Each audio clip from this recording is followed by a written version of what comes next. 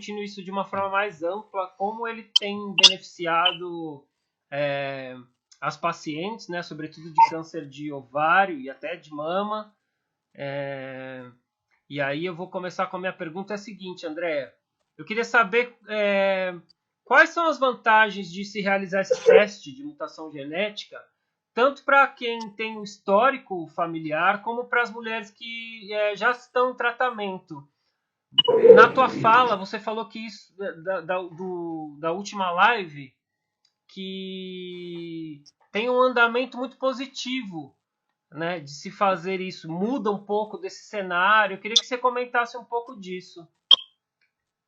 Bom, primeiro eu queria agradecer o convite. Para mim é um prazer estar aqui, estar oferecendo e fornecendo essas informações com o intuito de esclarecimento. Hoje o teste do BRCA é extremamente importante, faz parte de todas as diretrizes de tratamento de câncer de ovário. Hoje, obrigatoriamente, a gente precisa ter esse teste. A importância dele em vários cenários. Tem importância em termos para paciente, em termos de tratamento, tá? E para os familiares, do ponto de vista de prevenção ou, eventualmente, de acompanhamento, ver se os familiares apresentam a mutação desses genes também e, eventualmente, serem submetidas a acompanhamento ou mesmo alguns procedimentos com redução de risco desses tumores. Tá? Para paciente com diagnóstico de câncer de ovário, a importância dele em termos de tratamento é em vários cenários. Desde aquela que tiveram um diagnóstico recente,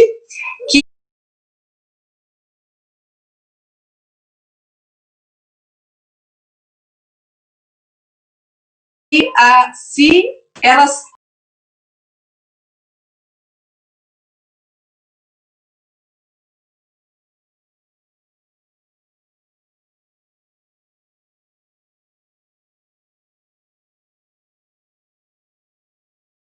habitualmente o tratamento do câncer de ovário é composto de cirurgia seguida de químio, porém hoje aquelas que têm mutação de BRCA, elas depois da quimioterapia usam um inibidor de PARP, que o que a gente tem disponível no Brasil é o olaparib, que nada mais é uma droga utilizada, e o PARP é uma droga que atua nessa recuperação desse gene lesado. Então, a importância para aquela paciente recém-diagnosticada mutação de BRCA e tratamento. Também é utilizado o olaparib ou outro inibidor de PARP, mas o que a gente tem disponível no Brasil é ele, também no cenário de doença recidivada que seja sensível, uma droga muito utilizada nas mulheres com câncer de ovário, que são os derivados de platina, carboplatina ou cisplatina. Então, nesse cenário, ela, independente se for mutada ou não mutada, tem indicação também dessa droga como manutenção. E a importância para os familiares de prevenção é porque pode diminuir não só o risco de câncer de mama, de ovário ou outros tumores relacionados à mutação de BRCA. Que isso, de repente, o casal pode nos ajudar e complementando na importância do BRCA até com relação a outros tumores.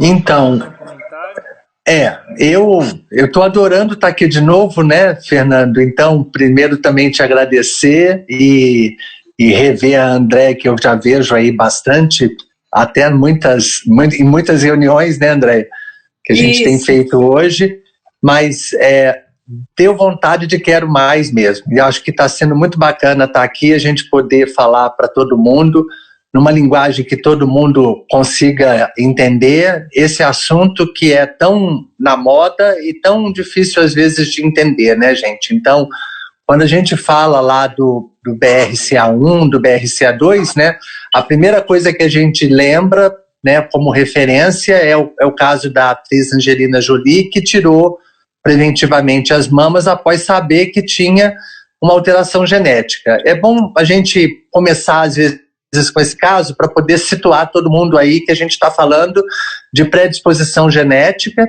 né, que envolve risco para a família e que tem acompanhamentos diferentes, né? A pessoa que quer fazer prevenção é uma coisa, a pessoa que tem o tumor, né, e está fazendo um teste, ela tem outro objetivo ali naquele momento, que é um objetivo às vezes do tratamento mesmo, como a doutora Andréia falou, né? Então, hoje fazer o teste genético é para todo mundo, né? Todo mundo que tem câncer de ovário, toda mulher que tem câncer de ovário, ou toda família que tem câncer de ovário na família, né? Pode não ser você que está assistindo aí, mas às vezes alguém na família que tem câncer de ovário, tem hoje indicação de fazer o teste genético, né? Não só para o BRCA1 e para o BRCA2, mas hoje para vários genes que a gente sabe que dão também câncer de ovário, né? Imagina como se esses números fossem crescendo, né? BRCA3, 4, 5, 10. A gente deve ter aí uns 30 BRCAs, tá? Que a gente precisaria testar todos para a gente poder dizer assim, é genético, né? De família ou é uma coisa ocasional, né? Então, o teste hoje ele é muito importante, né? E felizmente ele já é acessível para as pessoas que têm plano de saúde, né? Existem os critérios da ANS, né? E nos critérios da ANS, felizmente, toda mulher com câncer de ovário pode fazer o teste genético, tá? E aqui a gente preconiza, por uma questão mesmo de acesso e até de familiaridade dos médicos, né? Começou primeiro com BRCA1 e BRCA2, né? Mas se você precisa ter mais urgência no resultado para tomar uma decisão de tratamento, aí vale a pena fazer, às vezes, um painel maior, né? Aí já talvez com uns 15 genes ou 20 genes já de câncer de ovário, no mínimo, né? Tem painéis de vários tamanhos, né? Esses são os genes que dão câncer de ovário que eu estou falando, que você pode fazer um painel direcionado para o tumor, né? Mais completo, ou pode fazer esses painéis multigenes que a gente fala, né? E o custo é mais ou menos o mesmo, né? Então, assim, depende muito de conversar com o convênio do oncogeneticista, achar que vale a pena começar com BRCA1 e 2 só, ou se vale a pena começar com um teste mais completo. Mas a informação que vem desse resultado, ela é muito útil para a família, né? Então, ela vai direcionar às vezes um tratamento na pessoa que tem o câncer, mas na família vai direcionar o risco. Porque quem não tiver na família o defeito de fábrica, né, vamos dizer assim, né, pode ficar tranquilo em relação ao risco de hereditariedade, né, mas tem que continua ficando atento com os seus hábitos e tudo, porque corre o risco do câncer que a gente chama esporádico, que é o câncer que todo mundo poderia ter, mesmo não fazendo parte de família, né? O câncer mais comum, inclusive, né? Se a gente for ver aí, a maioria dos cânceres não estão relacionados com genética. Mas, curiosamente, câncer de ovário, pelo menos 20% dele está, viu? Quando a gente faz teste genético e a pessoa teve um câncer de ovário, mesmo que ela não tenha história nenhuma na família, não precisa ter história de câncer na família, basta ter o diagnóstico de câncer de ovário. 1 em cada 5 a gente acha alteração familiar. Então é bom a gente saber que uma boa parte desses cânceres não vão ser considerados hereditários, né? E se a pessoa tem história na família, a gente continua procurando até as coisas mais raras. Mas primeiro a gente começa, como eu falei, procurando nos lugares onde a gente sabe que é mais comum encontrar. A gente vai lá nos pontinhos do DNA e depois procura em outros, se não achar. Tá bom? Eu queria só acrescentar um comentário aqui, para que isso fique bastante claro para quem está nos assistindo, que é a seguinte questão. Fazer o teste do BRCA1, então, significa que para a paciente, né, que encontra uma mutação como BRCA1 e 2, isso abre para ela uma possibilidade de um tratamento com mais alternativas. Na prática seria isso. Sim, sim, é isso mesmo. Na realidade, é importantíssimo para a paciente como tratamento e até mesmo para ela, eventualmente, vendo prevenção, pensando na questão da mama, tá?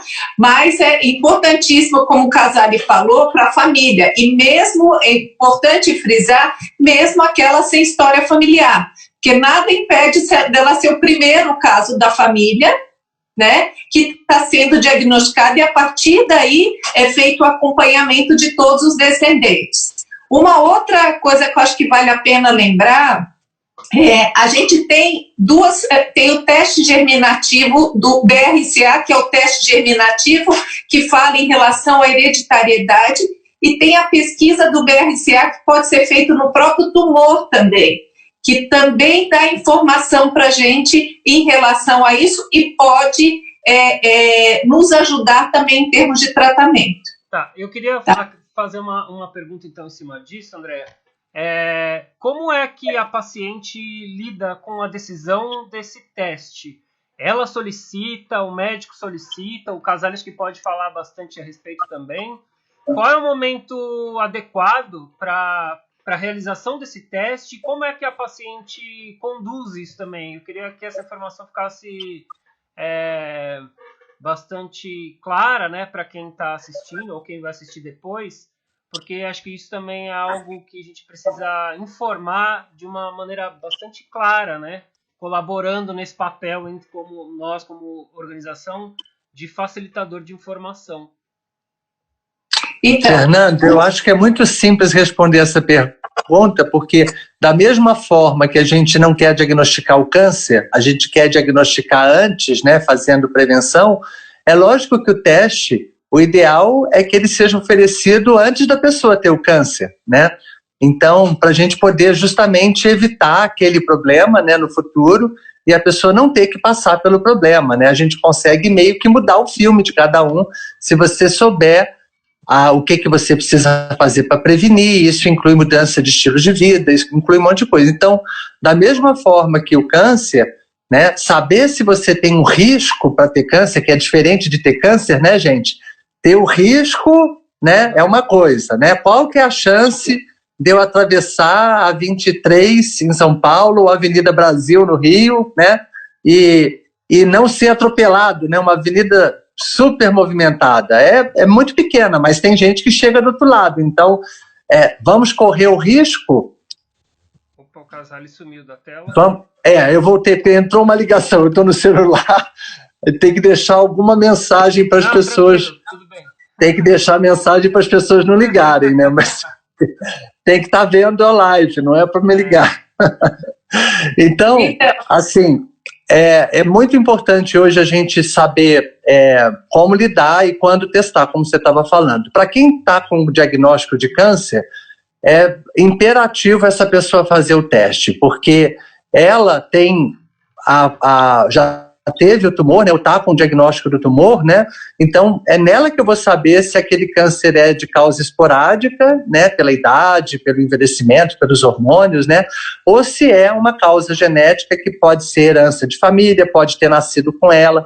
Às vezes a gente não sabe da família porque não se sabia qual era o tipo de tumor, né, era a barriga d'água, às vezes, que dava o diagnóstico antigamente. Então a pessoa, quando a gente coleta a história da família, a pessoa fala, eu não sei do que os meus avós morreram, né? Então é importante, você que está assistindo aí, perguntar para os seus parentes que estão vivos, né, de que as pessoas morrem na família, quais são as doenças que acontecem na família, porque essa é uma informação que muitas vezes é perdida, né? E aí, felizmente, hoje a gente tem o teste genético que vai pegar esses casos onde você não tem tanta informação, né? Outra situação, pessoas adotadas ou pessoas que não conhecem o lado paterno, né? Os pais se separaram, né?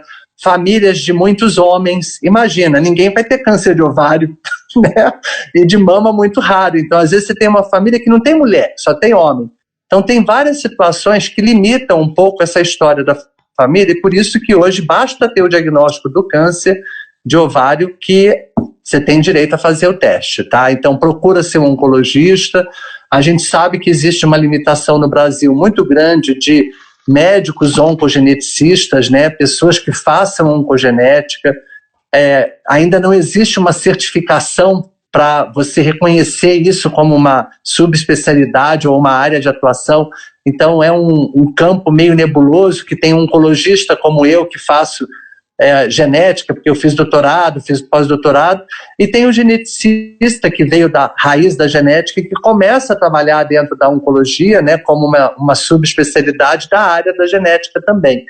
Então, é um campo que hoje a gente ainda tem muito poucos profissionais, tá?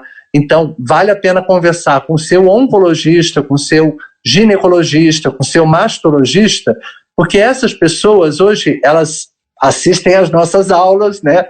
Veem as nossas lives, então eu acho que está todo mundo mais informado, pelo menos quando fazer o teste, em que situação, se vale a pena conversar com um especialista como um geneticista, né? Agora, construam a árvore da família, né? Porque essa informação de quando as pessoas tiveram câncer, com que idade, uma das dicas aí para a gente poder falar para vocês é quando suspeitar, né? Fernando, você quer dar uma pausa? Quer falar outra coisa ou a gente continua? Eu quero fazer uma pergunta em cima disso. Na prática, enfim, vocês que lidam aí no dia a dia, né, com isso, André e você também, eu queria saber como que tem sido o impacto disso ao longo desse tempo. Os testes genéticos, assim, eles têm sido... Na última live você falou que já há algum tempo ele existe, mas a gente observa que eles... mais recentemente é que a gente tem discutido sobre isso, especialmente dentro da organização, né? A gente está com 5 anos atuando, então acho que nos últimos 2 a gente tem falado mais de teste genético. Esse ano a gente trouxe esse tema como o tema central do ano para a gente esclarecer. E aí eu queria saber na prática como que tem sido o impacto disso nesses 2 pontos, tanto para a questão preventiva, como você explicou aí, com bastante detalhes, como também dentro do tratamento para pacientes que já são diagnosticadas mais avançadas ou num estágio, enfim, que não é inicial. Como é que tem sido o resultado exatamente disso na prática? Como é que os testes têm colaborado, né? O que eu posso dizer, assim, reforçando primeiro a questão lá do Casale, eu acho que o teste preferencialmente deve ser feito ao diagnóstico, mas é lógico, aquela paciente que não teve oportunidade de ser testada ao diagnóstico e apresenta algum tipo de recidivo, ela deve ser testada em qualquer momento do tratamento, tá? Porque é uma informação hoje fundamental para a gente em termos de terapia, de tratamento em si. Tá? É importantíssimo colocar novamente essa questão familiar, porque de saber quem são seus familiares, do que faleceram as pessoas, ou eventualmente quem está doente ou que tiveram na sua família, e mesmo aquelas que muitas vezes fizeram o teste ou tiveram algum resultado, às vezes inconclusivo, alguma coisa, é importante, às vezes foi feito o teste apenas do BRCA, não foi feito esse painel genético, que é essa ampliação maior para ver outros genes que podem estar relacionados ao câncer de ovário, e é importante, de repente, voltar ao oncogeneticista para poder ver se não vale a pena fazer essa ampliação. E até ficar ligado em qualquer novo caso de câncer na família, porque isso passa para o oncogeneticista ele ter uma visão da possibilidade de outros genes que possam estar envolvidos também. Do ponto de vista o que mudou e por que aumentaram esses testes genéticos, eu acho que aí a gente tem dois fatores. Hoje eles se tornaram mais factíveis, mais viáveis, porque eram de altíssimo custo. Esse custo foi diminuindo bastante, o que tornou isso mais viável do ponto de vista financeiro. Tá? A indicação se tornou mais clara e incisiva para toda paciente com câncer de ovário. E um terceiro ponto, eu acho que em termos de tratamento, a gente tem estudos que têm saído progressivamente e puxando a indicação de drogas que atuam nessa reparação do dano relacionada à mutação e em cenários cada vez mais precoces. Por isso que eu coloquei aquela paciente com diagnóstico recente de câncer de ovário, ela vai fazer sua cirurgia, sua químio, e se ela tiver mutação de BRCA1 ou 2, vai usar medicação de manutenção. E mesmo assim, naquela já com doença recidivada, que sejam sensíveis a derivados de platina, elas vão usar também como terapia de manutenção, independente se tem mutação ou não. Então, assim, a indicação do tratamento foi ampliada, a gente barateou os valores em termos os testes estão mais acessíveis, diria assim, né? E a indicação se tornou cada vez mais clara e mais incisiva. Então, esse eu acho que são os principais pontos e que isso está levando cada vez mais essa discussão maior. E eu vejo que hoje a gente conversando com as pacientes, esse exemplo da Angelina Jolie foi de bastante importância, porque chamou atenção para o problema e a gente muitas vezes cita esse caso para explicar o que significa o teste ou significa a importância dele não só para a paciente como para os descendentes. Então, eu acho que é isso. Casale? Eu gosto de falar um pouco da história, né? Porque a gente tem que puxar a sardinha para o lado da gente também, né? Há 20 anos atrás, a gente criou no AC Camargo o Departamento de Oncogenética, né? O Departamento de Oncogenética está fazendo 20 anos esse ano, só não comemoramos por causa da pandemia, mas tinha até um plano de fazer uma comemoração. Mas em 98 a gente já fazia no AC Camargo o teste para BRCA1, BRCA2, né? Então você vê que os genes tinham sido descobertos em 93, depois 96, e 98 isso já era feito aqui. Então, assim, eu acho que o Brasil sempre foi muito pioneiro nisso. A questão que anda muito atrás é o acesso. Então, como é que a gente vai garantir o acesso às pessoas? Porque a gente saber que é importante, a gente já sabe há 20 anos. Precisou a Angelina Jolie chegar e fazer esse alarde todo e, por ser uma pessoa de mídia, trouxe à cena o problema, né? E aí todo mundo começou a discutir. Então, felizmente, assim, eu acho que uma pessoa de coragem, né? Porque a gente precisa lembrar que a gente pode ainda correr risco nesse país de discriminação genética, que é uma coisa que se discute pouco ainda, né? Então se fala muito do teste, como a gente está falando aqui, né? Mas quais são as consequências disso, né? Será que eu vou perder meu seguro? Será que meu plano vai me cortar? Será que meu chefe vai me despedir quando souber, porque acha que eu vou ter câncer? Então tem muitas questões, né? Será que meu namorado vai querer casar comigo? Então, assim, é muita questão para a gente discutir, né? Que está dentro desse aconselhamento genético, né? Então, é muito importante, mais do que a gente falar de teste, lembrar que você precisa ter esse cenário de discussão, né? Para saber se você vai fazer um seguro de vida antes de fazer o teste genético, se você já está bem coberta, né? Se você pode falar isso publicamente, né? Para quem que você vai contar essa história, né? A gente pede para as pessoas limitarem essa informação para as pessoas da família, né? Eu digo que quem se apresenta publicamente tem que ser dono do próprio nariz, né? Então eu tenho pacientes que falam publicamente, mas eu falo, ó, você tem que estar bem segura e isso tem que estar bem alinhado, né? Porque ter risco, gente, não é ter câncer, tá? E isso as pessoas morrem de medo, porque acham que o teste genético vem como se fosse uma sentença, e não é, entendeu? O teste genético, ele mostra que você precisa de mais cuidado. Quem não tem uma herança genética de família, né? Quem não tem diabetes na família, quem não tem pressão alta, quem não tem tendência para trombose, né? Quem não tem tendência para infarto, né? Ou para enxaqueca, como eu tenho. Então, a gente tem histórias de família que passam na nossa família, e câncer também pode ser uma história. O que é importante detectar é que, para quem não tem fator genético, a prevenção é menor. É essa prevenção que a gente recomenda às sociedades, o governo, né? Geralmente começando numa idade mais tarde, né? Depois dos 40 ou 50 anos, né? Os exames são mais espaçados, por exemplo, colonoscopia é só a cada 10 anos, né? Agora, quando a pessoa tem uma história familiar e uma genética, a gente precisa de mais cuidado. Quem tem mais risco tem que ter mais prevenção.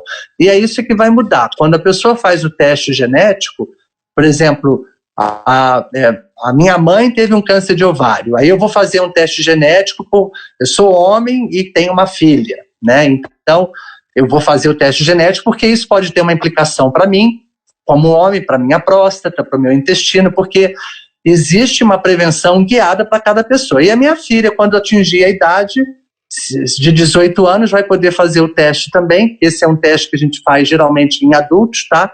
A gente não vai fazer em criança porque não tem risco na infância, então não tem por que fazer na criança. Aí minha filha, quando tiver 18 anos, se ela tiver consciente, né, saber das implicações, ela vai poder tomar as decisões dela, né? Hoje a gente faz prevenção para ovário, gente, fazendo a remoção dos ovários, né? E isso diminui bastante o risco para câncer de ovário, tá? Não é uma retirada só do ovário, porque a gente tira também as trompas, tá? Não precisa tirar o útero, né? O útero pode ficar, né? Então, às vezes o ginecologista fala, mas tem mioma, ou já teve um HPV, então aproveita, tira tudo. Mas a redução de risco é maior do que 95% quando a mulher faz esse tipo de cirurgia. Então, assim, saber que a pessoa tem o traço genético de família, né, essa pessoa vai ter que tomar ações, né? A gente não faz um teste genético para botar na gaveta e esquecer dele.